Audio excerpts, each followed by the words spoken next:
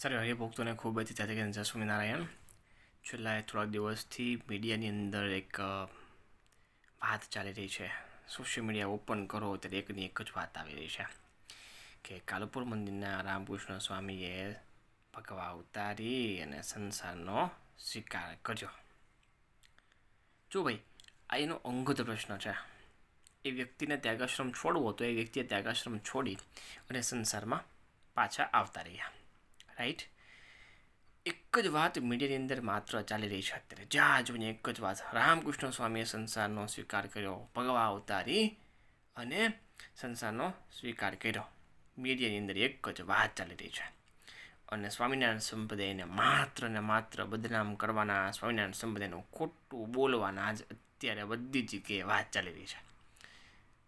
હવે મને તો ખબર પણ નથી. હું એ સ્વામીને નિકટમાં કોઈ પરિચયમાં પણ નથી. પણ જ્યારે વાત સંપ્રદાયની આવે, વાત ભગવાન સ્વામિનારાયણના સંપ્રદાયની આવે, ત્યારથી સહન ન થાય ને. ત્યાં તો સહન ન થાય ને. ભગવાન સ્વામિનારાયણના કોઈ પણ સાધુનું કાંઈક બ્રહ્મચર્યમાં મિસ્ટેક થાય, ક્યાંક કોઈક નાની વસ્તુમાં મિસ્ટેક થાય એટલે તરત સમાજ રેડી જ હોય છે સ્વામિનારાયણ સંપ્રદાયના સાધુને બદનામ કરવા માટે, સ્વામિનારાયણ સંપ્રદાયને બદનામ કરવા માટે, સ્વામિનારાયણ સંપ્રદાયનું ખોટું બોલવા માટે. યાદ રાખજો ભાઈ, પાસ્ટમાં હોય તો ભલે, પ્રેઝન્ટમાં હોય તો ભલે, ભવિષ્યમાં ફ્યુચરમાં હોય તો ભલે, સ્વામિનારાયણ સંપ્રદાય એ સર્વવ્યાપી સંપ્રદાય છે. હરતો અને રહેવાનો, સૂર્યચંદ્ર તપશે ત્યાં સુધી રહેશે. કોઈના બોલવાથી, કોઈના કહેવાથી સ્વામિનારાયણ સંપ્રદાયને આટલી પણ આંચ નહીં આવે. અને અમારો સંપ્રદાય, અમે હિન્દુ ધર્મના સારા કામ પણ કરીએ છીએ.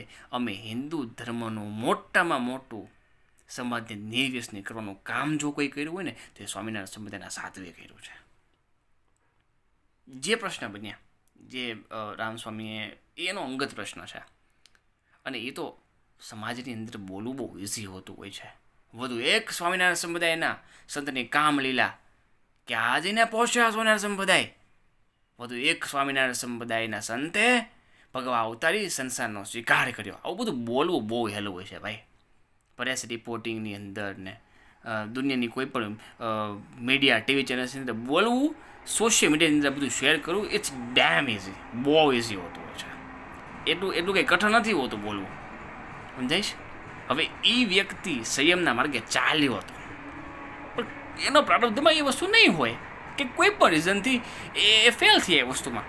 ક્યાંક એના મને એને દગો દીધો, ક્યાંક એના ઇન્દ્રિય અંતસ્કરણે એને દગો દીધો, જેથી કરીને વ્યક્તિ પાછા સંસારની અંદર આવ્યા. અથવા તો મને ખબર પણ નથી કે સંપ્રદાયની અંદર શું અત્યારે ઘટના ચાલી રહી છે કે કયા રીઝનથી એને સંસારમાં પાછા જોડાણા. મને પર્સનલી ખબર પણ નથી. અને યાદ રાખજો, કોઈની વાત સાંભળી અને કોઈ વ્યક્તિનો અવગુણ લેવો ને, એનાથી મોટું જીવનમાં કોઈ પાપ જ નથી હોતું. કોઈ મોટું પાપ જ નથી હોતું.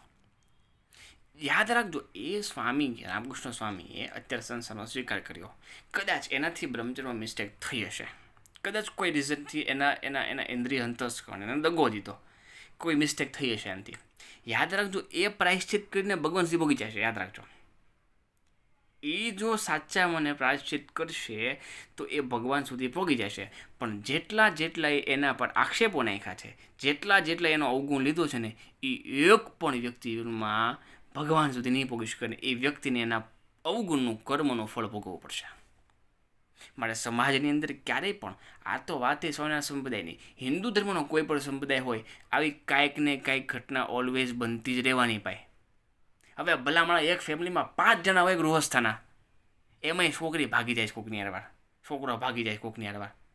બતાવો રોકીને, લ્યો તમારો તહેવાર હોય તો બહુ મોટા પ્રેસ રિપોર્ટરના દીકરા થાવશો ને, બહુ મોટા તમે પ્રેસની મોટી મોટી વાતો સંબંધમાં ફેલાવવાની વાત કરો છો ને, તમારા તહેવાર હોય ને, તમારામાં તહેવાર હોય તો આકડી બતાવો. લ્યો, અનેક દીકરાઓ ભાગી જાય પોતાના મા બાપને છોડીને.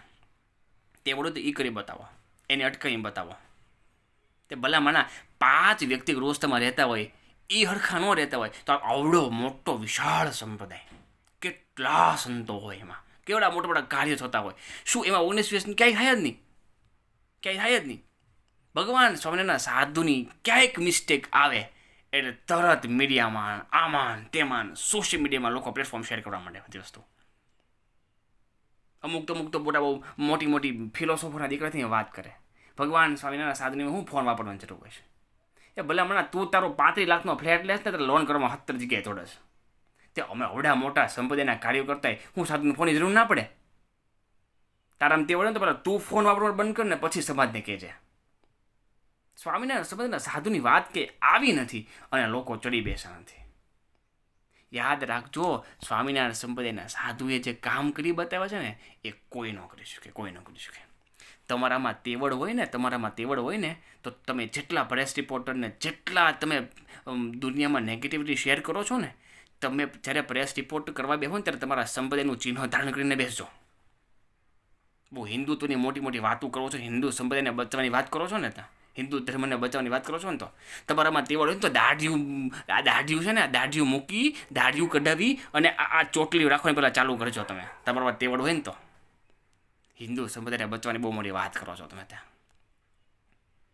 સમાજની અંદર ઓલવેઝ નાની મોટી ઘટના ઘટવાની જ. તે હવે એ સ્વામી શું થયું, એ સ્વામીએ કેમ સંપ્રદાયનો ત્યાગ કર્યો અને ભગવા ઉતારી સંસારમાં પાછા આવ્યા, એનો અંગત પ્રશ્ન છે. પોતાની પર્સનલ લાઈફનો એ ઇસ્યુ છે, એનો પોતાનો અંગત પ્રશ્ન છે. એમાં તમારે કોઈને ક્યાંય માથાકૂટ કરવાની જરૂર નથી. એ અમારા સંપ્રદાયનો પ્રશ્ન છે, અમે જાણશું. અમે સાધુભાઈ કલ્યાણ માન્યું છે, અમે દેવભાઈ કલ્યાણ માન્યું છે, અમે આચાર્યભાઈ કલ્યાણ માન્યું છે, અમે અમદાવાદ વડતાલીસમાં કલ્યાણ માન્યું છે, અમે ફોડી લઈશું. એ અમારો અંગત નીચે પ્રશ્ન છે. તમારે એમાં કોઈ ઇન્વોલ્વ થવાની જરૂર નથી. જો તમારે ખરેખરમાં જ હિન્દુ ધર્મની લાગણી દુભાતી હોય અને જો તમારે ખરેખરમાં જ હિન્દુ ધર્મને આગળ વધારવો હોય ને તો દરેક પ્રેસ રિપોર્ટર અને દરેક સોશિયલ મીડિયા પ્લેટફોર્મ યુઝ કરતા કોઈ પણ શેર કરતી વ્યક્તિઓને મારી રિક્વેસ્ટ છે, તમે તમારા કપાળની અંદર તમારા સંપ્રદાયનું ચિહ્ન ધારણ કરો પહેલાં. અને તમે શિખાઓ રાખતા થાઓ, ચોટલીઓ રાખતા થાઓ પહેલાં. જો તમને બહુ તમારે હિન્દુ ધર્મની પડી હોય ને તો તમારું વર્તન સુધારો. દુનિયાને બદલવાની આપણે જરૂર નથી, આપણે ખુદને બદલવાની જરૂર છે. આજે આપણને મોટી મોટી દાઢીઓ રાખવી ગમે છે, સમજાય છે, પણ આપણને ભગવાનની ચોટલી રાખવી, હિન્દુનું ચિહ્ન ચોટલી રાખવી નથી ગમતી અને આપણને આપણા સંપ્રદાયનું ચિહ્ન ધારણ કરવું નથી ગમતું. બહુ હિન્દુ ધર્મની પડી હોય ને તો આપણે સુધરાય પહેલાં. કોઈ સંપ્રદાયના સાધુની ઉપર ટાર્ગેટ ન કરાય, કોઈ સંપ્રદાયના ટાર્ગેટ ન કરાય. હું છેલ્લા કેટલા દિવસથી જોઉં છું, એક એ સ્વામીથી જે કંઈ મિસ્ટેક થઈ હશે અથવા તો એના ઇન્દ્રિયો અંતસ્કરણો એના મનોએ દગો દીધો એટલે એ વ્યક્તિ ત્યાગાશ્રમને છોડી અને ફરી પાછો સંસારમાં આવવા માટે રેડી થયો. લોકો બફાટ ઉપર બફાટ, કેટલા મીડિયા, અમદાવાદની એક પણ મીડિયા ટીવી ચેનલ નહીં બાકી હોય કે એવું એક પણ સોશિયલ પેજ નહીં બાકી હોય કે જેણે આ વસ્તુનો નેગેટિવિટીનો સ્વીકાર કરી અને નેગેટિવિટીને એ સમાજમાં પ્રસારિત નહીં કરી હોય. અને યાદ રાખજો, સમાજમાં નેગેટિવિટી પ્રસરાવનારું મેઇન સોર્સ ને મેઇન માધ્યમ હોય તો ન્યૂઝ, ટીવી ચેનલ, મીડિયા છે. અમારા સ્વામિનારાયણ સંપ્રદાયની અંદર એક પણ મહિનો એવો નહીં હોય જ્યાં કોઈ મોટો ઉત્સવ ન થયો હોય, જ્યાં અનેક લોકોએ ભાગ ન લીધો હોય અને જ્યાં અનેક સારા કાર્ય ન થતા હોય. એક પણ મહિનો એવો ન હોય પણ એના રિવ્યૂઝ નથી આવતા. એને કોઈ એના કોઈ અભિગમો કે એવી વાતને કોઈ શેર નથી કરતો. પણ કોઈ સ્વામિનારાયણ સાધુના ક્યાંક બ્રહ્મચર્ય બાબતે નાની મોટી ભૂલ થાય, કોઈક સ્વામિનારાયણના સાધુ કંઈક પૈસા લેતા દેતા મુકાણો, આ તે, કોઈક સ્વામિનારાયણ સંપ્રદાયનો સાધુ ફોન વાપરતો દેખાણો, કોઈક સાધુ કોઈક ગાડીમાં ફરતો દેખાણો, એટલે બસ સમાજની એક જ વસ્તુ કે સ્વામિનારાયણના સાધુ જલસા જ કરે છે. આપણી દૃષ્ટિ નથી પહોંચતી. સમાજની અંદર ઓલવેઝ પોઝિટિવિટી અને નેગેટિવિટી રહેવાની છે. તમારા શક્ય હોય તો એવા ઘણા સંપ્રદાયમાં સારા સંતો છે, એનો ચોકરી બતાવો, એ સાધુની સાથે રહીને તમારા જીવનને દિવ્ય બનાવો. શું કામ નેગેટિવિટીમાં પડવું જોઈએ આપણે? શું કામ એવા લોકોની સામે પડવું જોઈએ?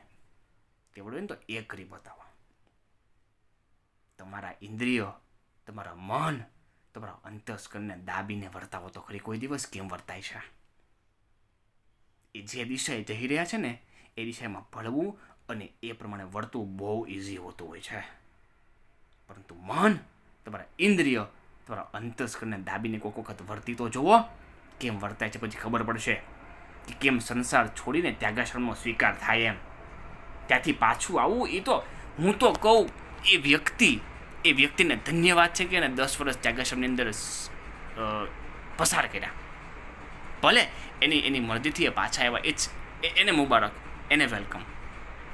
હું જાણતો નથી શું થયું એક્ઝેક્ટ સિચ્યુએશન છે, પરંતુ એને 10 વર્ષ જે પસાર કર્યા હશે ત્યાગાશ્રમની અંદર, કેટલી ડિફિકલ્ટીઝ આવી હશે એના માટે, કેટલા પ્રશ્નો આવ્યા હશે, એ મધ્ય રહેતા પણ એને સંપ્રદાયની સેવા કરી છે, એના સંપ્રદાયનું ભલું કર્યું છે, એને 1, 2, 5 વ્યક્તિને નિર્વ્યસની કર્યા છે, એને પોતાની વાણી દ્વારા અનેકને સારા ઉપદેશો આપ્યા છે. હું તો આ પોઝિટિવિટી જ પકડીશ. એટલે નહીં કે હું ભગવાન સ્વામિનારાયણનો આશ્રિત છું, ભગવાન સ્વામિનારાયણની કંઠી પહેરું છું એટલા માટે નહીં, કે ભગવાન સ્વામિનારાયણનો ચિહ્ન ધારણ કરું છું એટલા માટે નહીં. હિન્દુ ધર્મનો કોઈ પણ સંપ્રદાય હોય, નાના મોટા પ્રશ્ન ઓલવેઝ બનવાના છે.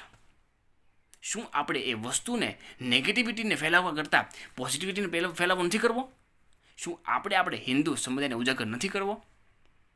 પણ ના, આપણે નેગેટિવિટી ફેલાવશું તો આપણો હિન્દુ સંપ્રદાય કે હિન્દુત્વને આપણે આગળ નહીં વધારી શકીએ.